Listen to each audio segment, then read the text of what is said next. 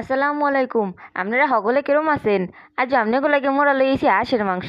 এখন কিন্তু গরমের কাল, হাঁসের মাংস যদিও শীতকালে বেশি মজা লাগে কিন্তু গরমের কালেও খারাপ লাগে না। এই জায়গা আমরা হাঁসটারে কুইটে কাইটে ধুইয়া লইছি। এখানে মোরা লইছি হলদির গুঁড়ি, মরিচের গুঁড়ি, জিরার গুঁড়ি, গরম মশলার গুঁড়ি, আবার আস্তা গরম মশলা, লগে লইছি পেঁয়াজ কাটা আর লইছি আদা রসুন বাটা।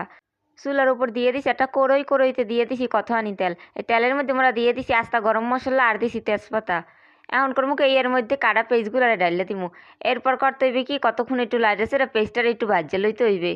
এরপর মোরা এর মধ্যে দিয়ে দিমু আদা রসুন বাটা। আদা রসুন বাটা দেওয়ার পর এই মশলাটা একটু ভালো মতন ভাজিয়ে লমু।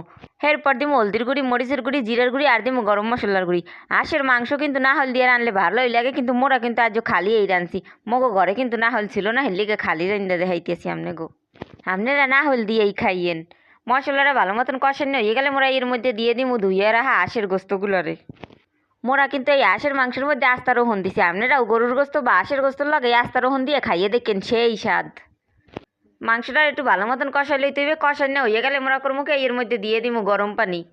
দেশি হাঁস মুখটা যেই এই খাই এর মাংস কিন্তু একটু শক্ত থাকে, জানি সকালে হেদ হয়, হেলিকে মোরা এর মধ্যে দিয়ে দিছি গরম পানি। ঝোল টাইনেইলেই মোরা এর মধ্যে দিয়ে দিমু ভাজা জিরার গুঁড়ি। জিরার গুঁড়ি দিয়ে নামাইয়ে হেলাইলেই কিন্তু মগো হাঁসের গোস রান্দা হয়ে গেছে। সম্পূর্ণ ভিডিওটা দেখার লাগে ধন্যবাদ। ভিডিওটা ভালো লাগলে মগো চ্যানেলটা একটু সাবস্ক্রাইব করেন, লাইক কমেন্ট আর একটু শেয়ার করে দেন।